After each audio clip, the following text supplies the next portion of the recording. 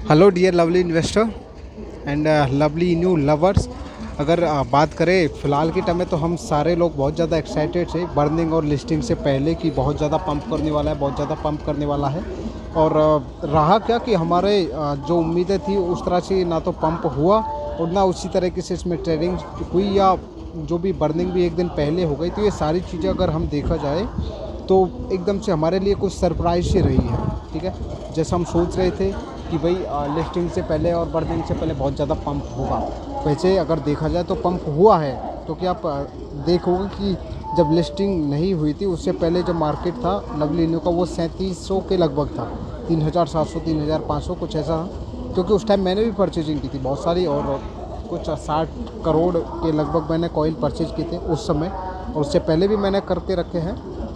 लेकिन हमारी उम्मीदें क्या थी कि बहुत ज़्यादा पंप करने वाला है, लेकिन उम्मीदों पर नहीं उतरा। लेकिन अगर देखा जाए तो काफ़ी ज़्यादा पंप भी हुआ है, क्योंकि 3 गुना 9000 तक ये पहुंच चुका था, और 9000 के 1 जीरो किल करने वाला ही था। लेकिन हुआ क्या था कि जो लोग टेम्प्रेरी आए हैं, टेम्प्रेरी का मतलब जो लोग आए हैं $1 का $10 $100 या $1000 कमाने, सिर्फ अगर इतना ही कमाने आया है, तो वो लोगों ने क्या किया कि जैसे ही 9000 पहुँचा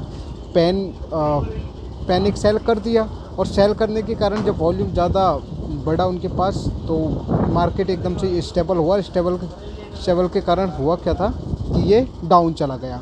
और डाउन जाने की और भी कई कारण हैं, क्योंकि हमें लगता था कि उम्मीदें तो थी कि बहुत ज़्यादा पंप करने वाला है, लेकिन किया सिर्फ 3 गुना के बाद लोगों ने सेल कर दिया। और सेल करने के बाद हुआ क्या था कि उसका जो पंप करने का और भी बहुत ज़्यादा स्ट्रॉन्ग रीज़न था उसका, और भी ज़्यादा पंप करता, लेकिन लोगों ने पैनिक सेल कर दी।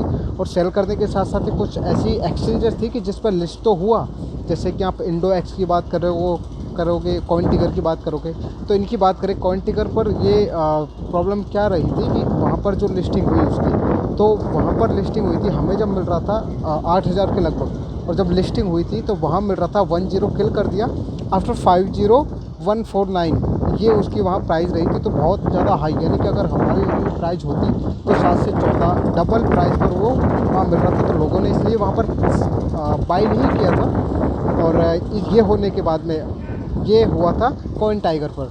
लेकिन इंडोएक्स का प्रॉब्लम क्या रहा था कि जैसे ही वहाँ पर लिस्टिंग हुई तो एकदम से ट्रैफिक की वजह से, या उनकी जो साइट थी वो मेंटेनेंस में चली गई थी, और साइट मेंटेनेंस अंडर मेंटेन के कारण क्या रहा था कि उसकी जो लोग ट्रेडिंग नहीं कर पा रहे थे। तो ये सारी क्या था, एक सरप्राइजिंग बर्निंग भी हुआ था। तो ये क्या कुछ रीजन रह गए थे जिसकी वजह से इसमें स्टेबिलिटी आ गई थी।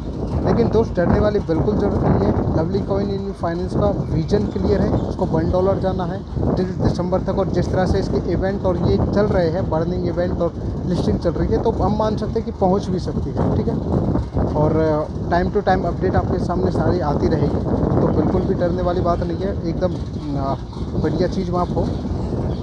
और जो भी अगर कोई अपडेट आएगी, कोई बड़ी अपडेट आती है, तो मैं आपको सारी की सारी अपडेटें डालता रहूँगा। Thank you.